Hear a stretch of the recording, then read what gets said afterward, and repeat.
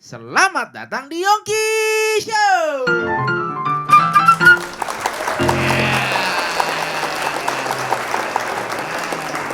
Selamat datang kembali, Abang. Ya. Gimana kabarmu, Yong? Baik, Bang. Baik ya. Baik dong. Baik. 2024 loh nih, Yong. Bulan Februari ya. Februari, bentar lagi kita punya presiden nih. Baru. Itu dia tuh. Ya kan? Itu dia tuh. Nah. Ya, moga-moga dunia industri aman-aman aja lah, Yong ya. Aman-aman aja dan gue sih milih yang santun sih, Ban, kalau gue, Bang. Milih yang apa? Santun. Oke, santun ya. Itu keywordnya tuh ya, santun ya. Itu kan perfeksi orang. Iya. Beda-beda. Tapi ada juga yang pilih gemoy, gimana dong? Yang gemoy. Wah. Kayak lu kan gemoy tuh gemoy. Tiap orang kan pilihannya masing-masing, Iya, Bang. iya. Nggak apa-apa. Kalau kamu yang santun apa yang gemoy? Aku yang ingat Tuhan aja sih. Jadi tiga-tiga udah dapat kan. Tiga-tiga ada yang dapet. santun, ada yang gemoy, ada yang ingat Tuhan. Ya nggak apa-apa lah, Bang lah. Siapapun yang Iya, yang penting itu musiknya, Nah. dunia industri kita jalan terus lah. siapapun yang dipilih Tuhan untuk memimpin ini kan buat saya gini. Kalau rakyat tuh digerakkan Tuhan sih ya, dan Tuhan berkehendak atas semuanya gitu. Dan Tuhan mengatur. Pastinya yang dipilih ditentukan Tuhan untuk yang terbaik buat bangsa ini. Bener nggak? Bener. Kok jadi ke situ ngomongnya nih? Halo. Wah. Lu rambutnya benerin dulu tuh. Nah, tuh. Kita ada dalam acara apa nih, Bang nih? Acara apa ya? Tapi yang pasti bintang tamu kita keren-keren lah. Kali Kita ini ya. kena- Di rangkaian Februari ini 2024 yang episode ulang tahun ya, Yung ya. episode ulang tahun. Yang keberapa? Yang 2 masih kecil. Masih 2 tahun kecil. itu mah belum bisa jalan ya. Udah bisa jalan belum sih 2 tahun? Belum Ya. lah ya. Ada yang mulai merangkak-merangkak dikit lah. Ya. Bintang tamunya Yong, sikat Yong. Bintang tamunya buat hari ini di rangkaian ulang tahun Yongki Show yang kedua adalah orang hebat. Buat saya orang hebat yang patut kita undang untuk berbicara, untuk gagasannya dan idenya kita paparkan di sini gitu ya. Karena saya juga ngefans sama beliau. Beliau juga sama seperti waktu episodenya Omus, ada di dunia sekuler dan ada dalam dunia rohani. Dan buat saya dua-duanya keren dan sama, ada dalam dua dunia itu, nama besarnya tetap berkiprah. Tanpa panjang lebar, Yongki Show dengan bangga bersama MW Studio menghadirkan Didi SSS. Iya, terima kasih. Hah? Yong, Woi, udah dipancing dengan flute itu. Ayo, kasih dulu. Yong, kasih dulu opening kita Yong. oh iya. Kasih dulu opening kita Yong, kasih dulu opening Karena kita. dia Yong. pancing ya udah kita Iya. pancing. Ayo Om ikutin Iya. Om ya yang tadi. Selamat datang di Yongki Show. Kayak tadi ya. Iya. Oke. Ini seperti dari awal ya. Bersama MW Studio dengan keyboard Dexibel dalam acara ulang tahun Yongki Show yang kedua. Kita sambut Didi SSS 3N. Ya. Ya. Halo Om, Halo. gimana Mas Didi, kabarnya apa kabar? Om? Kabar baik, Ya. kabar luar biasa yang pasti. Iya. Yang penting sehat-sehat terus ya Om. Sehat dan terus Sehat. berkarya. Awet nom ya Om ya. Amin. Om Didi. Top. Oh iya, saya ngucapin dulu untuk ulang tahun Nah, yang kedua tuh. untuk Yongki Show. Saya juga selalu lihat, saya doakan Yongki terus berkarya. Amin. Terus menjadi berkat bagi dunia, bagi Amin. banyak orang, Amin. berkarya dengan penuh ketulusan dan kejujuran. Nah, Amin. Karena amin. musik itu Amin, adalah amin. jujur. Musik adalah jujur. Siap. Jujur, itu keywordnya tuh. Yong, Iya Bang. jadi kan kalau kita zaman-zaman dulu tuh kan TVRI siapa sih yang nggak kenal dengan beliau nih kan Yong ya. Acara TVRI itu musik-musiknya 85% itu brandnya itu udah namanya Om Didi. Om, pertanyaan pertama yang buat mengganjal saya itu Didi SSS. S3 itu apa sih Om? Iya, ini yang jadi pertanyaan semuanya. Ini adalah nama orang tua saya, ayah saya, Sunarno Siswodarsono. Wah, saya banyak orang yang bilang Solo, Semarang, Surabaya. Enggak, itu asli nama orang tua saya. Bapak saya seorang pimpinan RRI Solo, seksi musik. Itu yang guru yang luar biasa buat saya, yang mendidik saya secara metode musik yang benar-benar yang sangat profesional. Itu. Gila. Berarti kalau nama di KTP itu Enggak, nah kalau beda, nama asli saya itu aslinya Didi Edi Warsito. Didi Edi Warsito. Itu Jawa sekali ya. Kalau Jawa Didi itu kan enggak ada istilahnya seperti Batak ada nama apa namanya? Marga. Ini enggak. Nah, mulai kapan Om sematkan SSS itu? Nah, ini ceritanya. Saya boleh Gimana? cerita dari Boleh awal dong, ya. boleh banget dong. Saya belajar musik Yongki dari umur 4 tahun. Oh, sekaligus flashback nih ya cerita Iya, dari 4 awal. tahun saya Siap. ini secara singkat. Karena apa? Saya melihat tiap hari itu bapak saya itu masih suka latihan karena dia sebagai pimpinan orkes namanya Radio Orkes Surakarta. Dia pimpinannya. Oke. Dia kadang suka masih latihan flute kadang-kadang. Saya dengar akhirnya, "Bapak, aku pengen latihan," Bang gitu. "Loh, kamu niat tanpa dipaksa itu saya. Tanpa dipaksa. Akhirnya saya latihan. Ya udah, kalau mulai latihan mulai besok luangkan waktu untuk belajar. Nah, ayah saya itu tanpa maksa saya, akhirnya saya belajar, langsung saya dengan bisa membagi waktu untuk sekolah dan waktu itu masih belum ada TK saya ya. Nah, saya akhirnya belajar kan. Saya sekitar 5-6 tahun itu saya sudah piawe baca not balek Yongki. Belajarnya belajar apa Om metodenya Om kalau boleh tahu? Nah, waktu saya belajar musik klasik, karena klasik itu kan otomatis harus biasa baca not balek karena itu kan internasional ya. Nah, akhirnya begitu saya menguasain, ayah saya langsung bilang, "Ya udah, kamu kalau pengen belajar seorang musisi yang bisa apa saja, sekarang 1 jam kamu belajar baca not balek, 1 jam belajar not angka, 1 jam lagi belajar tanpa not balek dan not angka." Hah? Belajar apa Om itu? Ya, belajar feeling. Komplit ya? Berat loh. Komplit. Memang berat. Komplit. Sampai akhirnya Yongki, suatu contoh, saya kelas 5 SD itu saya sudah menguasai 12 nada tanpa salah. Ini suatu contoh. Dan ini seorang musisi, maaf ya, langka, susah untuk biasa belajar seperti ini. Dengan kecepatan tinggi tanpa berpikir ya. Coba. Tangan nada. B mayor. Enggak, bukan maksudnya tangan nada. Bukan. Nah.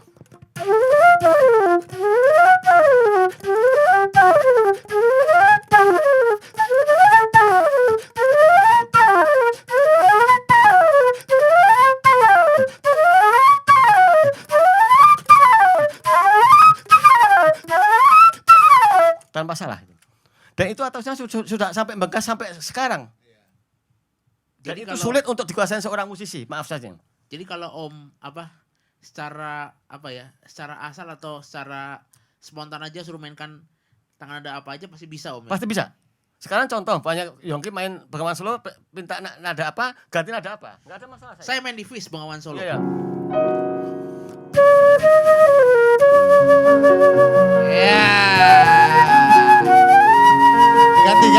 Ganti. Apa? Aku bikin ya. Iya.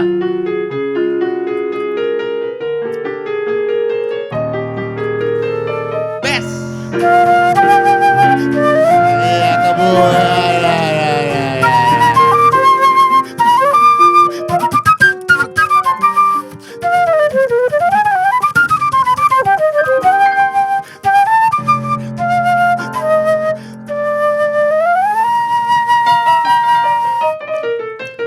Ya. Iya. Roncong naik. Ya. Nah, ini ya, maaf, ya. ini sulit sekali. Memang sulit. Sulit, betul nggak Yongki? Iya, sangat sulit. Saya hormat Pak karena kepandian musik Yongki secara ini. Tapi maaf, ini memang sulit untuk main ini, tidak mudah. Memang.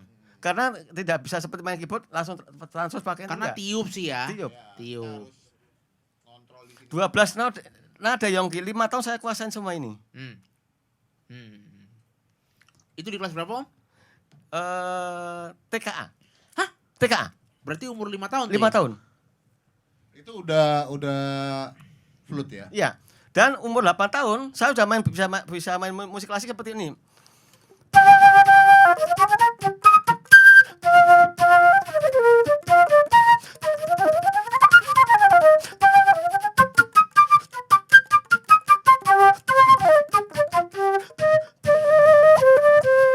Itu klasikal. Oh, wah, Klasikal ya. hebat. Nggak salah kita undang Bang. Mau main keroncong? Waktu Pahlawan seperti ya. merdeka. Ini kalau Yogi tadi sempat tanya, Om aku mau tanya, kalau keroncong itu awalnya tuh namanya apa? Kalau namanya sebelum song lagu itu apa? Oh itu Force Fail Yongki. Aku suka buka namanya kalau keroncong tuh kan suka ada flute atau biola. Itu namanya Force Fail. Force Fail. Coba. Coba ya. Ini.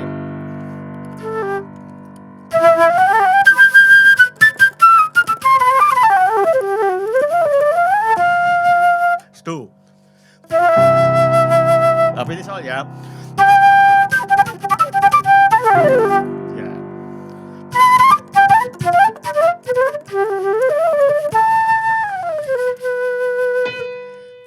Baik. Sampai Yongki, ini akhirnya saya persingkat. Umur 10 tahun. Saya sudah bisa memainkan keroncong klasik dan ada yang sudah memakai saya. Saya umur 10 tahun saya bisa mencari nafkah sendiri. Oh, berarti profesional di umur Profesional. 10 tahun ya. Saya tahun 75 itu. 74 saya sudah main saya sudah maaf ya di order orang ya. Saya sekali main waktu itu saya sudah dikasih uang Rp5.000. Dan waktu itu SPP saya uang sekolah saya masih Rp75. Oh, Bayarannya Iya. 5.000. 5.000 waktu itu. Wah, banyak sekali itu. banyak sekali berarti. Dan itu banyak sekali. Akhirnya saya bisa membantu orang tua saya, kakak-kakak saya. Nah, singkat cerita, tahun 79, saya itu dari Solo naik kereta, diajak rekaman oleh Mus Mulyadi di Oh. Surabaya. oh. Produksi Golden Hand waktu itu Mus Mulyadi ya. Dan ingat Yongki, tidak saya itu sampai terpana ya. Saya rekaman memakan waktu sekitar 3 hari. Saya itu waktu itu rekaman 4 LP. 4 LP itu kalau sekarang tuh set A, set B itu namanya Album. Bukan, satu album. Set A, kaset kan ya. Set B itu. Nah, saya berarti dua album kaset namanya 4 LP. Saya satu LP waktu itu tahun 79 sudah dapat uang 1 LP 100.000. Berarti waktu 10 itu lagu. ya waktu itu saya sudah dapat 2 LP kerja 2 juta. 3 hari, bukan 400.000 Totalnya ya. total 400.000. Oh, iya. Karena waktu itu saya ingat sekali harga motor baru itu masih sekitar belum ada 100.000. Oh. Ya. Wow. Nah, saya langsung mikir, wah enak banget jadi musisi ya. Enak sekali jadi musisi ya gitu. Karena betapa tidak senangnya waktu itu punya uang maaf aja 5-10 perak itu sudah segembiranya saya sudah. Nah, akhirnya saking enaknya saya terpana hijrah ke Jakarta Yongki. Tahun berapa tuh Om tuh? Saya hijrah tahun 81. Di usia berapa tuh berarti? 17 tahun tepat. Gokil. Berarti SMA selesai? Kelas 1. Oh, belum. Kelas 1 SMA saya pindah ke Jakarta Sambil sekolah berarti tuh Om. sambil sekolah. Oh, Dan kerja. singkat cerita, karena saya sudah menguasai baca not balik kan ya, baca not angka sudah feeling Tuhan itu baik sekali Mas Didik, Mas Yongki. Ya, Yongki. Tidak sampai 3 bulan saya sudah bergabung dengan orkes yang tersohor di negeri ini, di Indonesia ini, yaitu Orkes Telirama. Waktu itu yang mimpin Pak Isbandi. Ada musisinya orang top semua, yang ngiring penyanyi top semuanya. Kalau nggak penyanyi top, nggak bisa diiringi oleh Telirama. Siapa aja Om salah satu? Waktu itu keyboardnya itu ada 3. Elva Sesiora, ada Widya Kristianti, ada Adi MS. Adi MS Iya, Oh. pernah. Terus tiupnya itu ada Imung Raharjo, Tony Suwandi, terus ada dari Filipina Benny Pablo, saya, terus rhythm section-nya itu Jimmy Manopo, bassnya waktu itu Erwin Gutawa, atau ada Bob Santosa juga. Terus gitarnya Hendrik Lolong, trompetnya Didit Marwan, terus dan pemain top semua waktu itu. 3 bulan saya sudah bisa tampil. Main apa tuh Om? Alto atau tenor? Saya main tenor dan flute. Oh. Karena waktu itu kalau main flute, main saxophone harus bisa main flute. Iya. Doubler ya? Bayangin Yongki, anak kampung saya langsung tidak.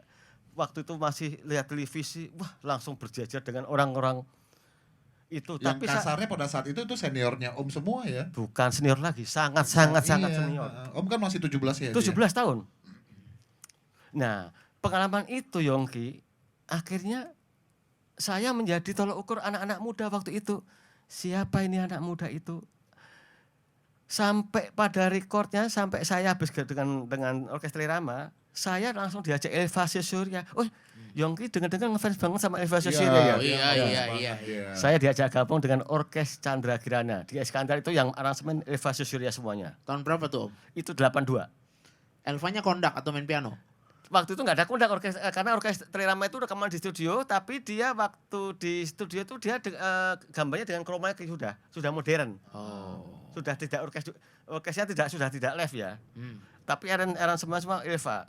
Nah, saya gabung dengan 2 orkes ternama itu. Sampai akhirnya waktu itu ingat sekali TVRI masih tunggal. Semua orang tuh pakai saya sampai acara jazz, sampai acara keroncong, sampai acara klasik, sampai pernah jadi rekor tuh saya sampai 1 bulan tuh pernah tampil 15 kali.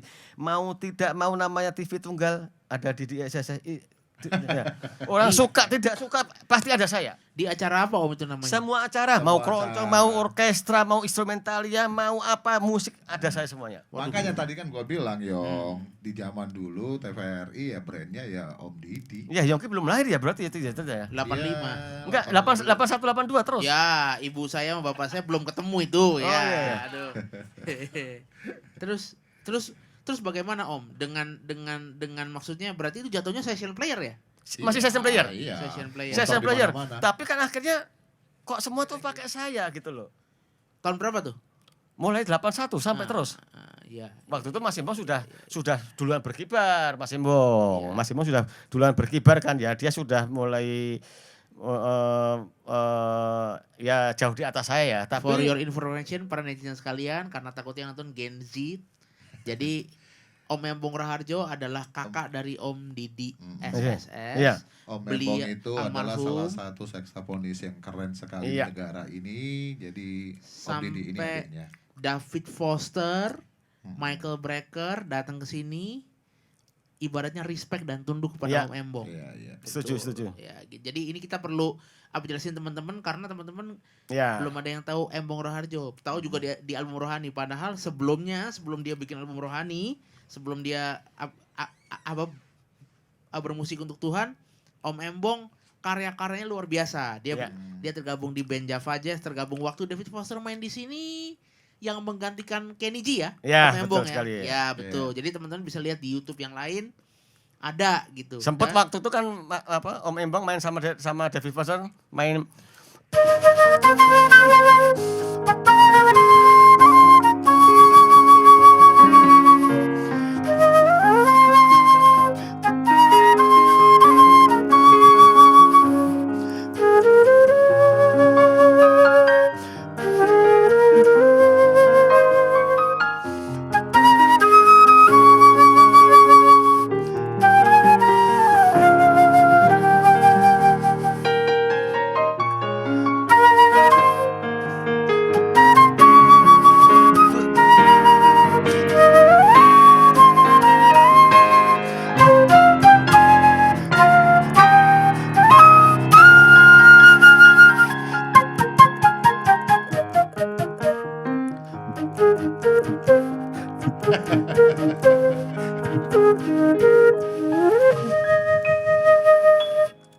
Nah, inilah bahasa musik. Nggak pernah ketemu bisa sama.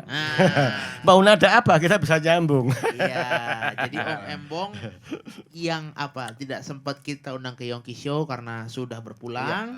Teman-teman bisa nonton karena kalian sayang kalau nggak menonton beliau. Ya. Salah satu aset bangsa musisi Indonesia yang patut kalian contoh dan tiru.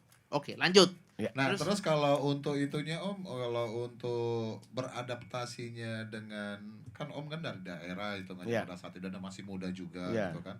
Untuk adaptasinya ke dan dilalahnya itu Om langsung ditempatkan di pemain-pemain terbaik. Maaf ya, Itu waktu itu kalau kita bicara grade ya, saya langsung ditempatkan di tempat terhormat.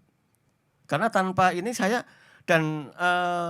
tapi saya belajar rendah hati karena saya respect dengan senior-senior, saya belajar attitude Yongki. Iya. Penting itu. Attitude penting sekali. Iya. Saya belajar menyapa, saya belajar Menghormati. menghormati rendah hati. Karena saya diajarkan orang tua saya, Didi, Kalau kamu pengen dihargai orang lain, kamu harus menghargai dahulu. Jangan pernah minta kamu dihargai sebelum kamu menghargai dia. Itu yang saya pegang, Yongki. Wah, Tuh, Top. Yong. itu Bener tuh. esensi-esensi nilai-nilai yang orang tua tanamkan dan itu penting ya. Itu Iya, nilai-nilai yang luhur. Nah, Karena kita jangan minta dihargai sebelum kita menghargai. Siapapun kalau kita kita harus menghargai siapapun, mau rendah, mau tinggi, mau sedang apapun, kita harus menyapa dulu. Dengan senyuman saja kita sudah membahagiakan orang lain. Iya. betul. Nah berarti karena Om punya basic yang baik itu untuk adaptasi nggak susah ya Om? Nah, kebetulan, begitu saya gabung itu, mereka sangat respect karena saya orang, saya maaf ya, saya rendah hati, saya murah senyum, saya belajar untuk sampai akhirnya kaget pada senior yang pemain biola, Didi, hebat banget ya kamu ya, baca udah seperti kayak gitu, tanpa baca kamu udah main seperti itu, bagaimana caranya belajar? Nah, yang saya bilang tadi, belajarnya tanpa dipaksa, belajarnya dengan kesadaran, dengan metode yang baik dan benar. Kalau gue boleh tambahin, metode siap tempur. Nah, seperti begini, kalau metode yang baik dan benar itu seperti apa? Seperti kata ayah saya, kalau kita punya ilmu yang dengan metode yang baik dan benar, kamu kalau ke hutan, kamu nanti ketemu gajah, kamu bisa taklukkan gajah. Kamu bisa ketemu harimau, kamu bisa melakukan harimau. Kamu bisa mau ketemu ular, bisa taklukkan ular. Seperti kamu main musik, kalau kamu bisa semua dengan metode yang baik, baca oke, tanpa baca oke, mau not angka oke, kamu ketemu siapa saja, tidak ada namanya takut dan minder. Berarti itu Om Didi udah ngelalap 2 dunia tuh ya. Dunia live musik, Ya. performance sama rekaman juga berarti ya. Pernah Kira rekaman ya? Dunia hutan. Alah. Hutan pasti. Nah, itu Yongki, saya akhirnya saya sambung lagi ya. Saya tampil dari tadi itu sampai mau nggak mau sampai ya maaf aja kalau seorang musisi mungkin maaf aja kalau sebuah rekor saya rekor mungkin. Karena hampir setiap musik ada saya semuanya. Tapi akhirnya efek memang waktu itu saya tidak melihat bayaran, tidak melihat fee. Karena sampai yang penting orang tahu saya dulu. Ternyata Yongki efeknya luar biasa. Akhirnya pakai di mana-mana, di luar saya di televisi. Oh, di acara-acara seperti apa tuh? Ya banyak banget recording di mana-mana. Akhirnya uang dengan mudah saya dapatkan, Yongki. Kalau recording itu recording musik idealis atau musik industri? Sudah komersial. Oh. Sudah komersial banyak sekali. Waktu itu saya tidak bisa menunjukkan tapi banyak sekali. Mungkin Contohnya bisa Om? ya kalau contohnya yang sekarang yang paling hit itu sekarang itu kalau ternyata aku makin itu yang main flute saya itu. Contohnya Vina Panduwinata. Saya dengan Eva Singer berapa kali juga. Waktu saya dengan Frankie and Jane. Sampai yang pop yang waktu itu zaman-zaman JK Record itu saya juga main. Oh, berarti lagu-lagu 3 jurus gitu main? Semua saya main. Yong, lu tahu nggak Frankie Engine? Nggak tahu siapa? Frankie Sahila tua. Oh, Ya. Pancasila. Nah, itu yang sekarang. Itu yang sekarang. Kok lu tahu politik sih, lagu-lagu politik sih? Tadam. Main G. E minor ya, E minor. Iya, iya.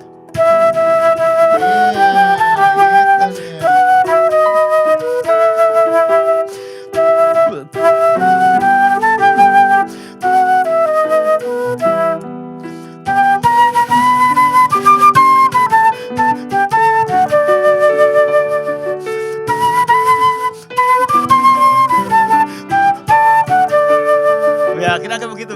Nah, itu lagunya apa Om? Sekedar info aja itu lagunya lagi naik juga di TikTok gitu. Oh ya? Iya. Oh. Saya hampir semua artis saya ngisi semua, Yongki. Semua ya? Ya, tidak semua, tapi banyak banget saya. Kalau instrumental ada Om, ngisi instrumental yang jazz begitu atau yang musik-musik ya penikmat idealis lah gitu. Rock, instrumental apa. Instrumental saya pernah waktu itu kalau nggak salah dengan saya live show waktu itu tapi direkam saya dengan Elvia Surya di Mandarin Hotel itu tahun 82 itu. Oh. Saya ingat sekali ya. Tapi ada saya main dengan Elva. Saya main piccolo waktu itu. Iya. Tapi maksudnya dengan pengalaman itu ya saya tampil banyak itu akhirnya membuat efek yang bahwa saya akhirnya terjun di industri rekaman walaupun saya belum pimpro waktu itu. Saya masih sebagai session player. flute, saxophone. Ya, ya, Nah, dari tampil itu saya akhirnya punya efek lagi, Yongki. Ya. Saya mulai tahun 85 itu saya akhirnya dipercaya oleh TVRI, saya punya proyek namanya Nada dan Irama. Nah, Big Band itu, di SSS Big Band. Nada dan Irama. Ya. Oh. Itu lagu-lagunya yang top hit semua sekarang. Akhirnya habis itu saya megang itu, saya 8788 saya memegang sebuah proyek TVRI Grand Keroncong Orkestra. Waktu itu lagu-lagu barat, lagu sini saya bikin orkestra besar. Saya konduktor, Yongki. Oh iya. Itu efeknya seperti itu. Itu di tahun berapa tuh yang Grand Orkestra Keroncong? Sekitar tahun 87, 88, 89 sampai 90 berapa ya? Berapa piece tuh Om orkesnya? Orkesnya berarti pakai pemain keroncong juga yang Oh iya, sampai sekitar 40 piece lah. Wih, lumayan, 40 piece. gede juga itu. Itu kalau begitu Om, berarti ya dari session player sampai jadi pimpro Ya, sampai jadi produser akhirnya ya. Berarti. Iya, saya dari arranger ya. Akhirnya saya produce di musik untuk ya waktu itu masih kerja sama TVRI ya. Itu saya pegang semuanya sampai pada titik-titik itu sampai akhirnya di situ saya akhirnya saya saya tinggalkan session player karena waktu itu saya session player kan banyak sekali Yongki. Di Telirama, Chandrikrana, saya dengan Eva Surya, saya dengan Twilight Orchestra, saya dengan EG, Erwin Gutawa, pernah semuanya. Zaman-zaman tahun 80 itu berarti zaman ikut ini ada dong Om. Light Music Contest ikut dong Om. Ikut. LMC. Saya waktu itu saya ikut dengan Sabta Bambang. Kalau nggak salah saya dengan Didi AGP. Oh satu iya. grup. Terus ada penyanyi namanya Kadri sekarang yang jadi sarjana hukum itu. Oh. Itu satu grup dengan saya itu. Iya. Itu tahun 85 saya ikut. Top tuh LMC zaman itu, Iya. Light Music Contest. Betul sekali Semua ikut. musisi pasti ada. Berarti Om Didi juga maksudnya ikut juga maksudnya. Berarti kayak semua pasar ada ya. Pasar pop ada, jazz festival ada, klasik, keroncong, sampai pasar yang fusion. Sampai jazz. Saya waktu itu ingat sekali karena saya juga pengen main jazz. Saya akhirnya setiap Jumat malam tuh saya main di hotel, salah satu hotel Jakarta ya, namanya Friday Jazz Net. Saya main dengan almarhum Idang Rasidi, dengan Om Jeffrey Tahlile. Jeffrey Tahlile, drumnya waktu itu Rudi Sebeti. Terus gitarnya Lili. Ya.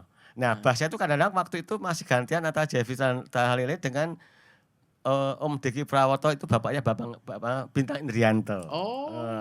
Saya main tiap Jumat itu Friday Jazz Net itu. Berarti main-main lagu-lagu jazz untuk memuaskan telinga dan Betul. idealis gitu kan. Dan masih untuk karena kan apapun jazz itu dari kecil saya juga sudah di motor. Dengerin siapa Om kalau jazz dulu Om? Waktu saya itu dulu dengannya biasanya kalau saya Hubert Laws pasti. Hubert Laws pasti. David Sanborn. David Sanborn. Oh iya, saxophone ya. Kalau flute saya cuma flute kalau ngefansnya sama Hubert Laws saja sih. Kalau David Valentine yang ngefans tapi nggak terlalu.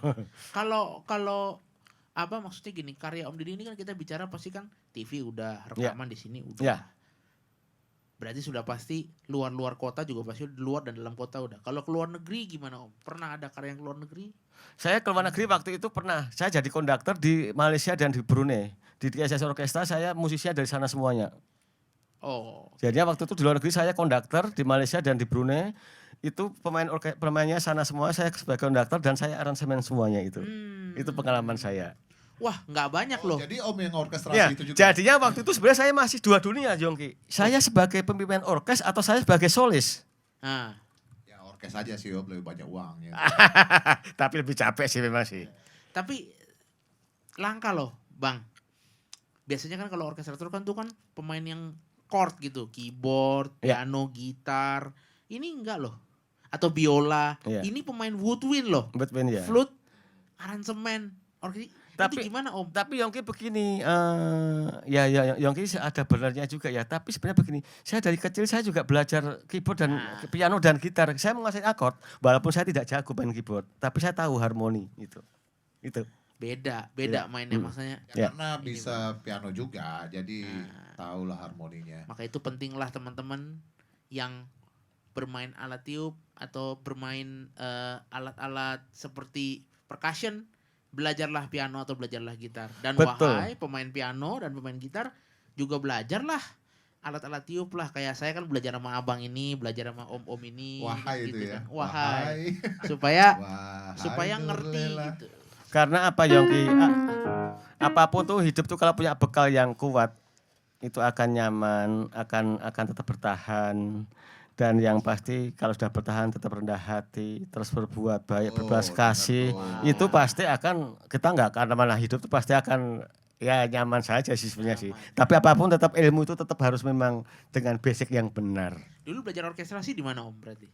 Saya belajar orkestrasi itu sebenarnya saya itu saya suka nyuri pandang waktu ke Jakarta pertama saya belum ini waktu di Telirama saya suka waktu itu ada yang bikin orkestra. Oh begini ya, ini kunci string itu begini, kunci trompet itu naik satu tone begini, kalau trombon tuh jadi kunci F. Oh saya belajar, oh begini. Nah yang penting kalau orkestra itu tahu karakter setiap instrumen. Nah, learning by doing. Betul ya? Iya. Oh ini pantasnya, maaf ya kadang-kadang banyak orang sekarang nggak tahu instrumen, yang penting nadanya itu. Jangan. Oh karakternya string itu seperti ini, brass itu begini, section itu saxophone ya. Organologi. Itu. Iya. Betul nggak? Oh sangat betul. Sangat itu harus. Terus berarti sampai sekarang Om masih untuk aransemen orkestra. Terus sekarang ngapain aja sih Om? Nah Yongki akhirnya saya tuh nggak tahu ya, kok Tuhan tuh Kasih musik dulu, kasih musik. tiba-tiba itu kok hidup saya kok berubah. Titik baliknya apa Om? Titik baliknya, saya maaf ya, saya begitu sudah saya dapatkan semua sebenarnya secara ya maaf ya finansial, secara kehormatan, secara nama. Terus saya pikir hidup ini mau cari apa semuanya. Titik baliknya di tahun berapa Om? Titik baliknya itu saya tahu di tahun 96. Oke. Peristiwa apa Om? Peristiwa sebenarnya apa ya? Kok saya yang dulu rajin berdoa, saya selalu ingat kebaikan Tuhan. Kok saya dengan punya segalanya itu kok kesombongan saya kok muncul. Saya merasa apapun sudah dengan mudah saya dapatkan gitu.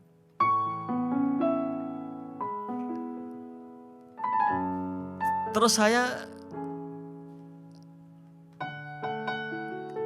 ketinggian hatinya selalu di atas pikiran saya. Tanpa Tuhan saja saya bisa begini. Dan ternyata Yongki, semakin jauh Tuhan semakin dimudahkan. Boleh diulang Om, gimana? Jauh dari Tuhan tuh malah keinginan apapun kita malah didapatkan. Oh. Iya. Jadi buat sombong lagi ya. Iya. Ya? Uang tambah mudah ya. Betul itu. Terus? Semakin kita diuji, sampai di mana kamu sebagai manusia. Nah, saya kira pada titik baliknya kok merasa fisik saya ya, padahal sewaktu itu kan belum, waktu baru usia berapa ya 96 itu. 96 itu baru usia sekitar belum 32 33 itu. Betul 32 33. Saya mulai fisik saya kok rasanya nggak nyaman tuh, kayak badan saya itu gampang risau, gampang nggak pernah puas hidup, keinginan yang selalu tinggi, akhirnya badan mulai lemah, terkulai. Nah, fisik ada sedikit ganggu sakit saya. Sakit yang saya itu orangnya yang waktu itu saya itu ada gengsian orang. Saya itu pantang untuk minta tolong orang sebenarnya. Oh. Saya itu tanpa untuk mau dikasihin orang saya itu. Superstar. Pasti ya gengsi ya. Gengsi ya. Saya itu paling pantang untuk ngomong minta tolong sama siapa saja. Kalau bisa malah nolong ya Om. Sebisa mungkin nolong. Akhirnya terus saya dalam hati saya berpikir, Tuhan, saya ingin sehat secara jasmani dan rohani. Bagaimana saya Tuhan bisa membentuk diri saya semakin hidup saya beradab. Saya ingin semakin bermakna bagi kehidupan ini. Saya akhirnya diketemukan seorang pastor. Itu tanpa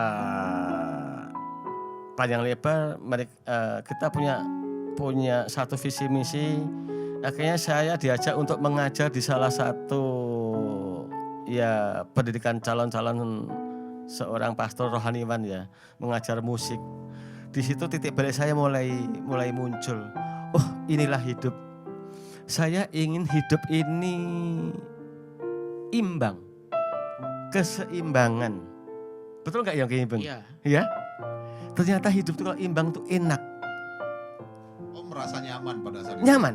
Nyaman yang nggak bisa di Tapi juga biar tuh ya, Om, ya. tapi memang tidak langsung berubah, Bu. Tidak langsung berubah. Itu butuh proses yang lama, yang panjang sekali. Kita berubah itu kadang masih jatuh bangun. Sampai pada titik akhirnya saya menemukan Yongki, saya akhirnya menemukan titik balik itu akhirnya 8 tahun terakhir ini Yongki. 8-9 tahun terakhir ini Yongki. Berarti dari 2010 ya? Iya. Enggak. Ya 8-9 terakhir ini sampai saya pada titik ya maaf, saya selalu bilang hidup saya itu manusia yang banyak kelemahan, banyak keterbatasan.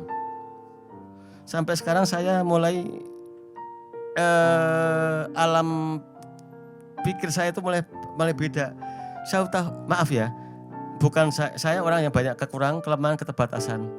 Saya sudah hampir hidup saya tidak memikirkan duniawi sekarang. Wow. Iya, jujur. Udah setenang itu, Yong. Jujur. Lulus berarti ya kayaknya hidupnya. Iya. Ya. Dan tidak akan pernah takut dengan apapun. Karena, nah ini sekali lagi, semakin dengan dekat dengan Tuhan tuh, tidak semudah itu doa-doa kita dikabulkan. Tetapi apa Yongki? Kita kuat dalam menghadapi segala cobaan hidup. Jadi bukan dimudahkan tapi dikuatkan. Dikuatkan. Nah banyak manusia kadang salah mengerti bahwa kalau sudah dekat Tuhan tuh doa dikabulkan, begitu gak dikabulkan kok Tuhan begitu? Tidak. Kalau pengalaman hidup saya semakin dekat Tuhan belum tentu semudah itu dikabulkan. Tapi kalau kita dapat cobaan apapun kita dikuatkan. Kita mampu untuk menghadapi segala cobaan itu. Wah. Iya benar ya. Dan saya sekarang hidup saya sudah tidak hilang rasa kehormatan buat diri saya. Orang mau menghargai saya syukur, tidak pun tidak apa-apa. Mau menyakiti hati saya syukur. Mau menyakiti hati saya silahkan. Syukur kalau menyakiti hati. Maksud saya orang mau menyakiti saya nggak akan. Saya tetap doakan yang terbaik. Jadi saya hilangkan segala pikiran segala negatif dalam kehidupan saya. Wah asik ya. Lulus berarti bang hidupnya bang. Lulus sudah pencapaian udah Semua dapat. dapetin. Sekarang ketenangan udah dapat. Jadi sekarang kegiatannya ngapain om? Ya, akhirnya pada titik begini Yongki. Kenapa saya sebenarnya mulai tidak terikat pada kenikmatan kebahagiaan dunia apa ya. Saya itu maaf ya, tahun 2000 itu menikah. Umur 36. 2000? Ya, itu menikah saya, udah terlambat saya sebenarnya 36 menikah. Dan saya langsung pengen punya momongan. Ternyata saya udah dengan doa, dengan usaha kemana-mana. Tuhan tidak langsung mengabulkan. Sampai tahun ke-7, di saat saya pasrah, semua sudah mentok. Kok Tuhan tidak mendengarkan doa saya? Akhirnya apa pada saya itu kalau doa waktu jam 12 malam saya sering doa ya. Tuhan sampai pada titik seperti ini. Tuhan, saya pengen momongan. Tapi kalau Tuhan berikan itu yang terbaik. Kalau tidak pun itu yang terbaik. Susah loh itu. Manusia biasanya minta begitu doa begitu selesai. Wah aku sebenarnya tidak sesuai dengan itu. Dan itu saya katakan dengan sejujurnya. Tidak ada hujan, tidak ada angin. 1 bulan istri saya hamil. Wow. Di saat saya apa? Pasrah. Dan pasrah itu bukan pasrah yang hanya sekedar pasrah. Pasrah dikasih yang terbaik, tidak punya yang terbaik. Itu tidak mudah loh. Sekali lagi, tidak mudah. Iya. Berkata jadilah kehendakmu itu susah ya. Ya. Sampai akhirnya tahun 2007 saya dapat momongan. Seorang bayi mungil, seorang wanita, seorang cewek Yang maaf Yongki, waktu kecil nggak seneng nyanyi Yongki. Senengnya hanya nonton, kalau TV itu Barney waktu itu apa ya? Ya, itu. Sampai saya bilang loh, nyanyi balonku aja waktu itu males. Oh, Anak saya itu, saya belum sebutkan namanya ini ya, anak saya dulu ya. Ya. Iya. dalam hati Dalam hati, ya Tuhan, pengen dong. kok Nyanyi. masa sih anak saya nggak ada bakat, nggak ada. Kok nggak ada bakat sama sekali sih, musik sama sekali sih. Ya memang istri saya seorang dokter ya, dokter gigi memang. Dokter gigi. Sampai saya pikir kok nggak ada bakat sekali, musik pun nggak senang saya. Nyanyi pun kadang fales Yongki. Oh, Nyanyi pun nggak. Akhirnya apa?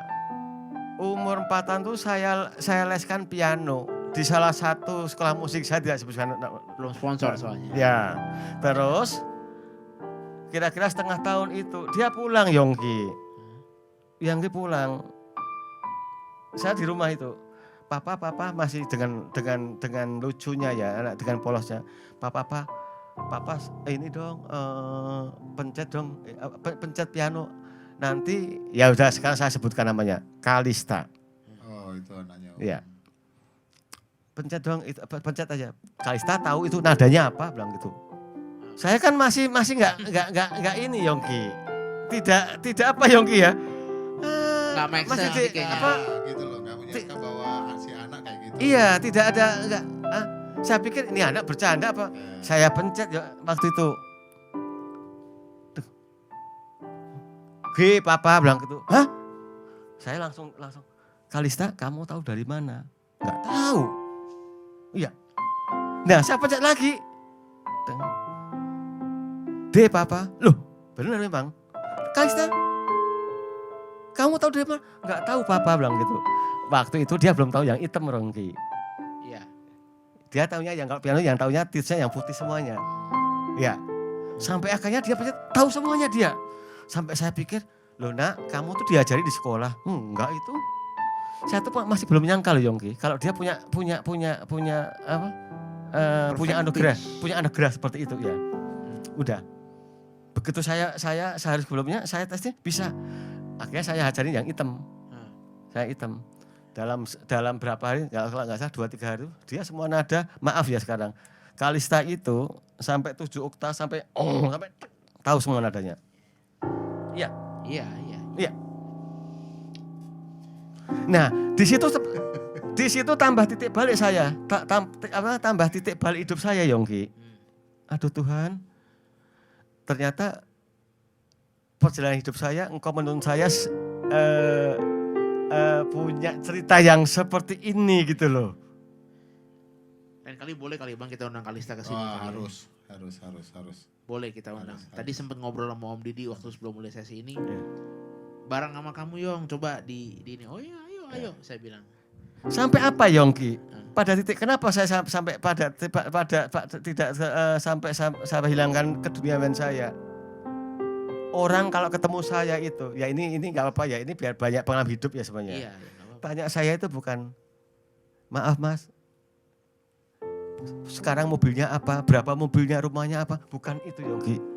Mas Didi, gila ya Kalista lu kayak luar biasa. Kalista, ternyata apa Yongki, itu yang membuat saya, kenapa saya harus mikirin duniawi, Tuhan itu memberikan Kalista buat sekalian buat saya. Yang ditanyakan tentang, apa ini mungkin Yongki ya, saya itu akhirnya saya balik lagi ke ketaatan saya sama Tuhan Yongki. Saya sering sekali Yongki, begini maksudnya Mas Didi. Saya itu kan sudah melayani Tuhan itu total. Saya sampai main 7 kali pernah. Di gereja? Gereja. Sabtu 2 kali, jam 4 sampai jam 6 sore. Minggu jam 6, jam 8, jam 10. Sore jam 5, jam 7 malam. Dan saya selalu cek sound dulu, Sabtu saya berangkat jam 1 siang, saya untuk cek sound. Ternyata apa? Karena tulus tuh.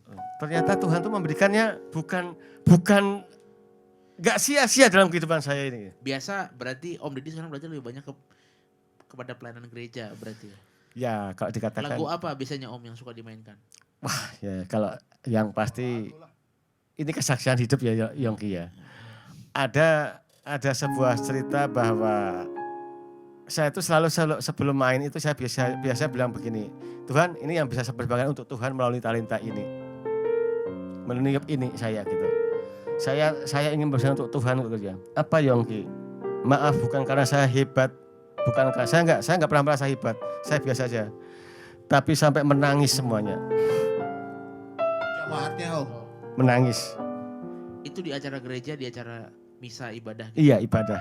Sampai kadang-kadang pas penggalangan dana, ternyata dengan saya main itu, orang memberikannya sumbangan yang berlebih bukan untuk saya, tapi untuk pembangunan. Iya.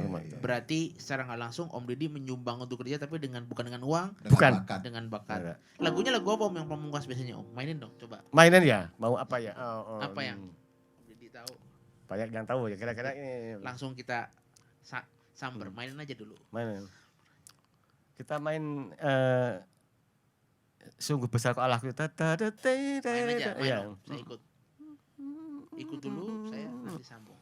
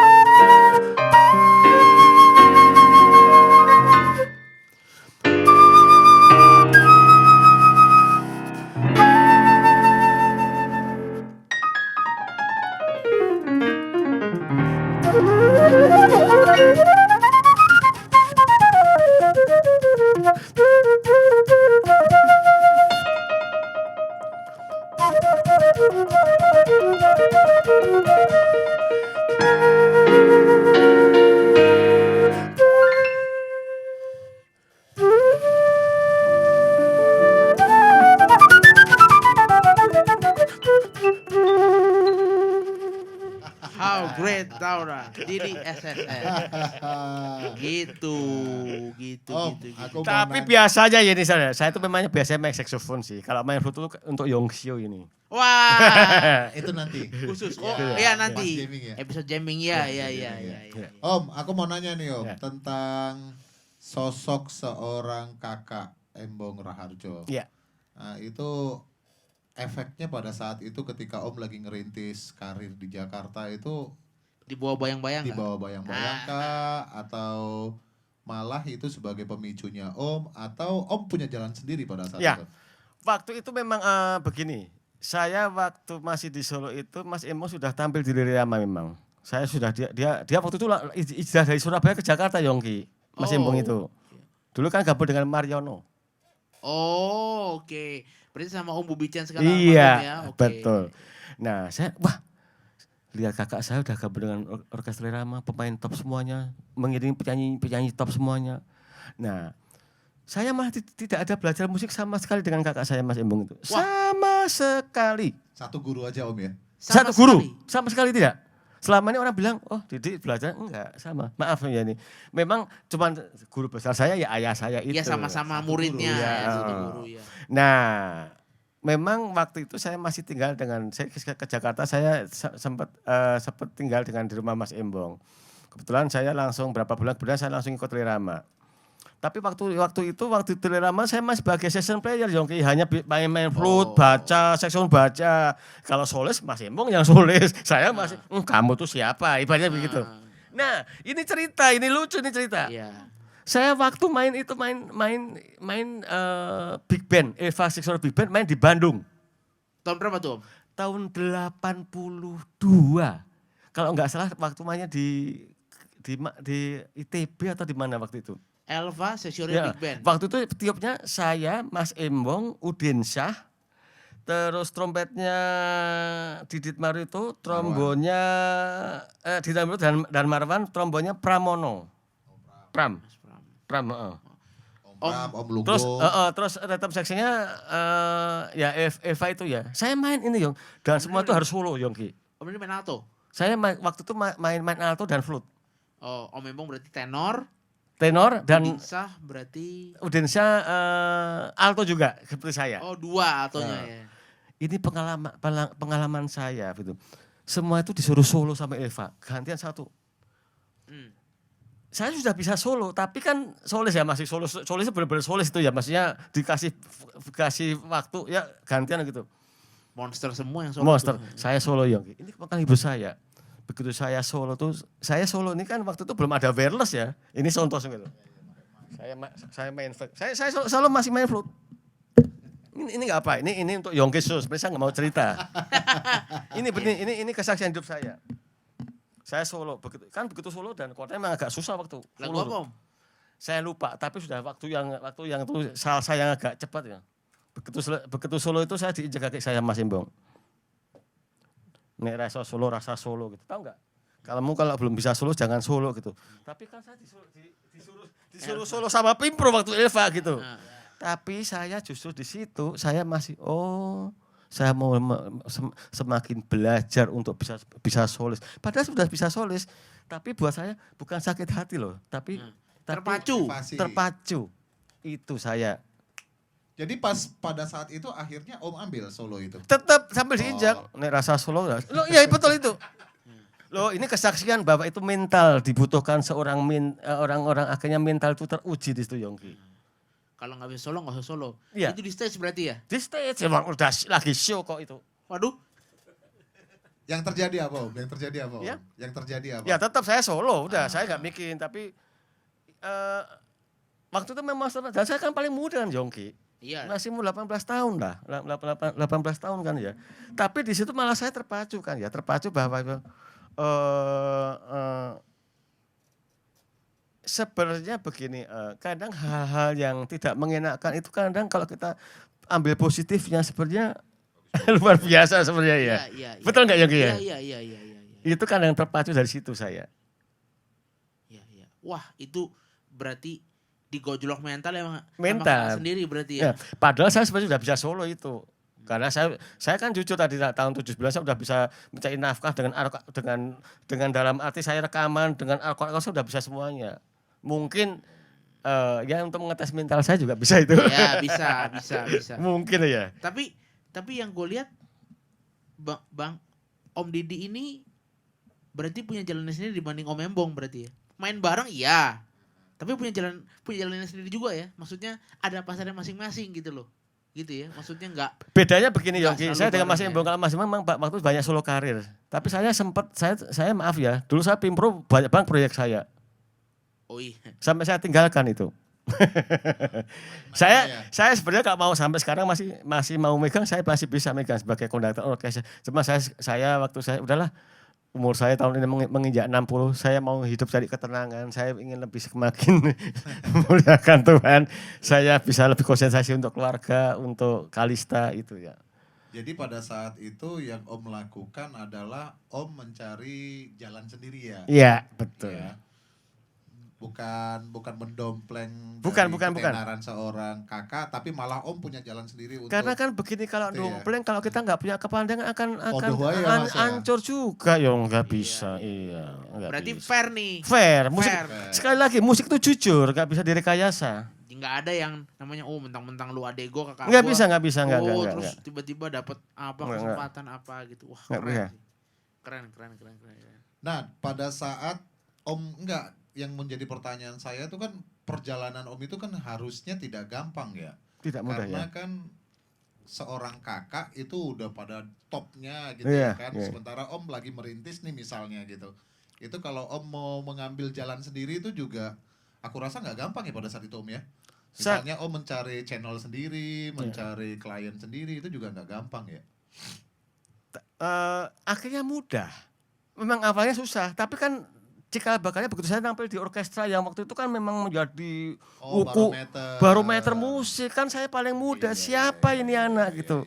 Masih kecil, ya maaf aja masih culun, sambil saya kan gondrong dulu ya. Anak kok bisa tampil ini dipikir, nah itu kan akhirnya kan orang ngajak itu nggak ada pakai embel-embel Om adiknya siapa. Enggak ada. Sama sekali enggak. Masing-masing. Masing-masing.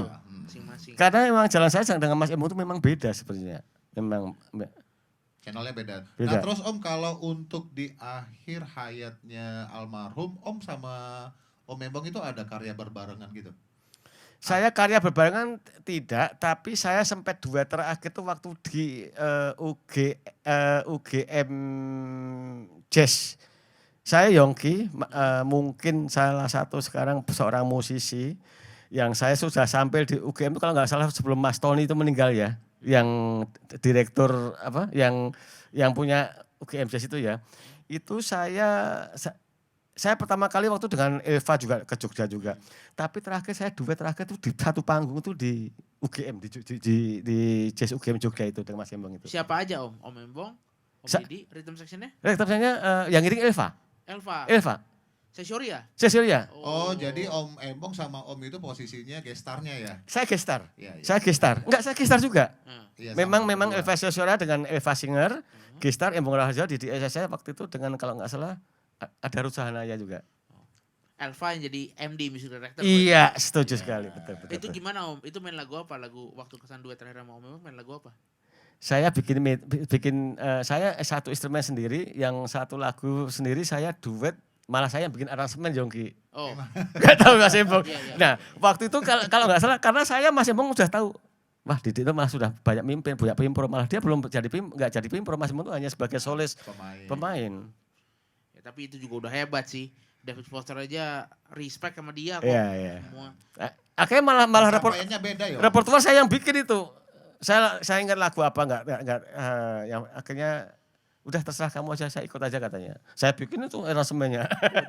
Jadi kakak dan adik ini jalannya malah bukan di bawah bayang-bayang, Enggak ada. tapi beda ya. Sama sekali beda. Gila. Sama sekali beda. Masing-masing. Sama sekali beda.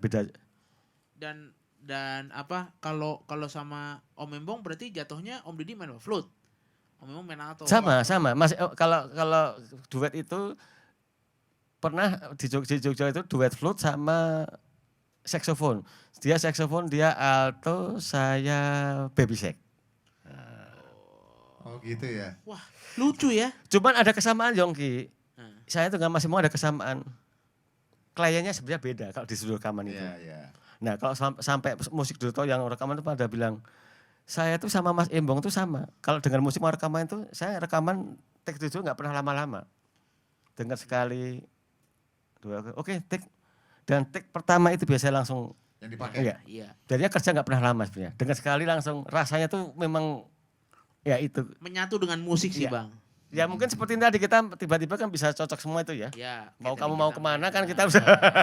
Jadi rasa, indera penglihatan dan pendengaran tuh bersatu. Gitu. Dan musik itu mengolah rasa dan kepekaan. Ya. Makanya bersyukur. Ya. Sekarang begini Yongki, kita nggak usah ngomong bisa main musik. Orang masih bisa dengarkan musik itu anugerah. Coba kita dengar musik.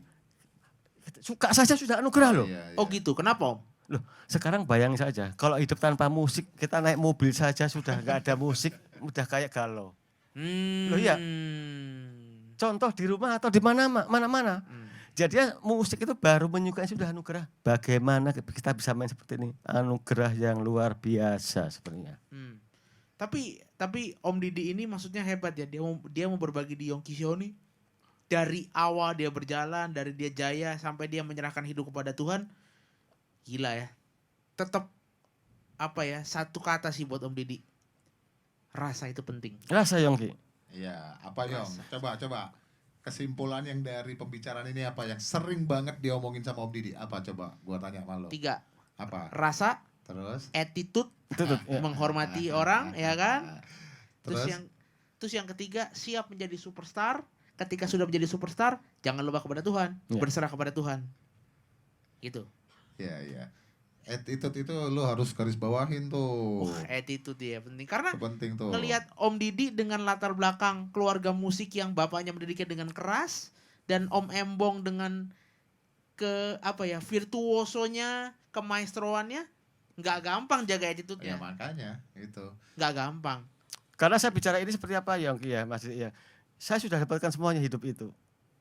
Sampai pada titik saya diberikan seorang Kalista. Aduh Tuhan begitu baiknya. Pencapaian terbesar Iya, Om ya. harta yang, ya maaf ya. Orang yang selalu ketemu saya itu selalu bilang, aduh Mas luar Kalista. Cuman itu coba bayangin. Bukan tanya saya punya apa, bukan. Loh iya. Tahu bukan nanya, Om, TVRI gimana nih Om? Bukan itu. Bukan ya. itu lagi. Om dulu yang main di TVRI, bukan itu Enggak, lagi. bukan Om, itu ya? lagi. Nanya soal Kalista nih Om. Iya. Berarti kan Kalista adalah masa depannya Om Didi dong, penerus dong. Iya. What next? Kan dari tadi ngomongnya udah legendary ya, udahlah Yeah. kita simpulkan dari 3 hal itulah. Sekarang what next? Ke depannya Box Next begini Yongki. Saya selalu bilang gini Mas Didi ya. Ke Kalista, masa depan kamu tergantung kamu. Yang penting kamu jadi anak yang baik. Anak yang selalu dapat berbagi, selalu berbelas kasih. Saya percaya Kalista itu anugerah yang luar biasa yang Tuhan berikan kepada saya. Dan dengan talenta yang bermusik yang Kalista dianugerahkan ke Kalista, sampai pada titik juga ya maaf ya Kalista tuh sekolah tuh ranking terus. ya. Sampai akhirnya pada titik ke depan tuh terserah Kalista mau jadi apa, terserah, saya bilang gitu. Mau jadi musisi, mau terserah, yang penting kamu menjadi berkat. Dan memang menjadi berkat. Itu kunci tuh. menjadi berkat. Berarti balik lagi attitude. Karena saya paksakan kan percuma, biar walaupun tiap hari dia tetap latihan musik sih ya. Dia punya karya ada sudah di mana di Spotify. ya banyak di Spotify itu ada semuanya ya, sudah berkarya. Karena apa? Saya pikir dia yang akan menentukan. Yang penting jadilah anak yang selalu membawa kedamaian untuk dunia, selalu dapat menyenangkan Tuhan. Kan itu moralnya Om. Moralnya. Kalau untuk musiknya ke depannya apakah mau ada karya bareng atau mau mengantarkan Kalista show di mana? Kalau itu nanti kita undang aja langsung. Oh. Kita ngobrol-ngobrol. Ya kan? Gitu Gimana? ya? Iya dong. Oh. Ya Om ya janji ya Om ya. Bawa nanti Dan ya. ini sorry ya, saya sudah hampir 3 tahun ini. Kalista tuh kalau belajar musik tanpa saya ajarin lagi. Bisa sendiri Om ya. Jadilah kamu seperti kamu sendiri, jangan nyontoh ayahmu. Jadi sekarang nggak belajar, sudah belajar, dan dia untungnya sampai sekarang bisa berbagi waktu Yongki. Wah itu luar biasa nah inilah salah satu contoh juga pesan moral kepada orang tua. Ternyata apa Yongki? Tugas berat orang tua itu apa Mas Didi? Apa? Memberi contoh. Berat. Dan itu yang saya lakukan Yongki. Pelajaran buat gue juga tuh Bang. Ya, nanti bentar lagi ke depannya kan. Lu bentar lagi Amin, lo. ya Itu kan? paling berat betul itu. Iya, memberi contoh paling Iya. berat. Dan itu saya sudah hampir 80% saya lakukan untuk anak saya. Saya pada titik sekarang, maaf aja ya, saya itu keluar rumah kalau tidak ada acara seperti yang penting, yang dalam saya ada recording, saya ada acara di mana atau seperti itu saya sekarang ketemu untuk yang memang bermanfaat. Tapi tetap ketemu siapapun tetap rendah hati, tetap itu ya. Attitude lagi. Sering lo tuh Sering. Om ngungkapin itu. Sering banget. Tapi kalau untuk kebebasan dia memilih nanti mau jadi apa, Om luas aja di Luas, situ ya, ya. tidak memaksakan ya. Ya seperti contoh ya, ini kan sudah kelas 2 SMA Kalista itu. Nanti sebentar lagi kan, 1 tahun lagi kan mau kuliah. pengen ikut jejak mamanya dokter, tapi mamanya dipikir dulu kalau mau ke dokter. Tapi akhirnya dia pikir, enggak lah papa mama aku ke psikolog aja, aku pengen mempelajari tentang kehidupan, tentang watak manusia sesungguhnya di surga. Itulah. Itu pilihan sendiri juga kan Om. Karena psikologi nanti hubungan dengan musik kan tinggi sekali Yongki. Iya, psikologi musik. Begitu. Sedap ya? Asik ya. Sedap ya? Nggak nyangka loh. Gue nih Sedap, karena jujur-jujur, Om ini pengalamannya udah banyak yo. Kita tuh masih seujung kuku. ya Om Didi udah main kemana-mana, bokap Iya. nyokap gue belum ketemu bang. Lah iya makanya. Gimana? Masih Ya. Nah seujung contoh kuku suatu Mas ini, Om. ya maaf aja, saya ketemu Yongki itu baru sekali ini tatap muka langsung. Iya. Mungkin Jangan sering-sering Om. Mungkin kalau saling tahu ya, tapi begitu tahu kita menyatukan, main musik menyatu, Iya. kita bisa ngobrol karena apa? Karena hati, karena apa? Ketulusan. Iya. Yongki ini Attitude tulus lagi, nih orangnya nih Om. attitude lagi. Bukan tulus lo bang, bukan Loh. bulus lo, tulus lo, Yang bilang bulus tulus lu lo. loh. Yang bilang bulus lu bukan gue. Soalnya Gue beda tulus. tuh. Nanti kan Beda. kedengaran di hasilnya. Lu gua bilang apa? Tulus. Tulus ya. Yang ngomong bulus lu. Oh iya, enggak didoain supaya jangan bulus dong bang, Iya, tulus-tulus iya, aja. Tapi sorry Mas Didi ya, yang benar ya musik itu jujur ya. Iya dong. Ya, kita mau main apa ya ini musik. Iya. jamming, suka jamming, spontan tuh pasti sama Om Didi aku nyambung banget. Gitu. Ya. Gitu dan gue sih berharap bukan cuma di layar YouTube ini aja kita ketemu ya. Harus ada Harus proyekan-proyekan nanti yang kalau kita bareng atau bertiga sama hatinya kan Kalista. enak kan. Hatinya enak. Hatinya enak, uangnya juga nanti datangnya juga enak. Ya itu nggak, Yong? penting tuh. Itu penting itu kan Nah. bentuk konkretnya. Konkretnya. Jadi ya begini, kalau saya pikir tuh Tuhan tuh sudah mengatur tempat manusia masing-masing, setuju. rezekinya masing-masing. Makanya kita harus dijauhkan dari segala hal yang negatif, sifat yang negatif, sifat iri, dengki itu harus kita jauhkan. Karena semua memang sudah tempatnya masing-masing. Kalaupun dipaksa enggak iya. enggak dapat Iya. juga itu. Dan saya belajar dari pengalaman hidup saya, akhirnya dengan berpasrah itu luar biasa. Saya sampai pada tingkat apa Yongki? Saya yang selalu bilang selalu bilang hidup saya itu banyak kekurangan, kelemahan, keterbatasan. Dan akhirnya di benak saya itu apa? Ternyata yang saya bilang hidup ini hanya satu kali. Kalau kita bisa membawa damai, menjadi berkat, kebaikan, berbelas kasih, rendah hati, tetap menanam kebaikan dalam segala hal. Waduh, itu berkat yang luar biasa. Setuju ya? Setuju banget. Setuju. Keren. Oke, Yong. Untuk kita kan udah ngulas nih, Om Didi juga udah banyak menceritakan tentang Iya. pengalaman hidupnya. Iya. Jadi nanti kita bahas dengan permainan musiknya, karir musiknya segala macam di episode berapa yo? Di episode 2 jamming bersama Didi SSS dan bersama all my band members from Yongki Show. Ya, special edition ulang tahun ya. Sekali lagi teman-teman, Yongki Show dimanapun Anda berada. Sekali lagi legendary Didi SSS. Terima kasih Om Didi buat waktunya dan juga Tante sudah menemani. Oke. Ada lagu penutup mendadak dari Om Didi ya. Kita berikan sama-sama. Sampai jumpa di episode jamming Didi SSS 3, 4.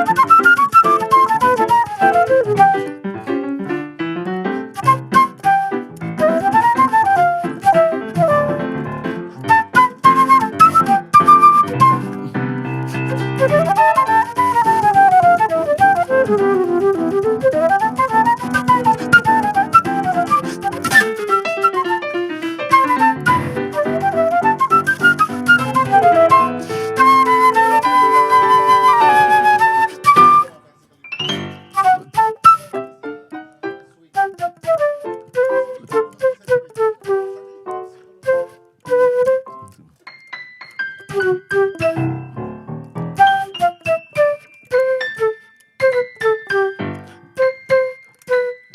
jumpa di episode 2 Didi SSS. Bye-bye.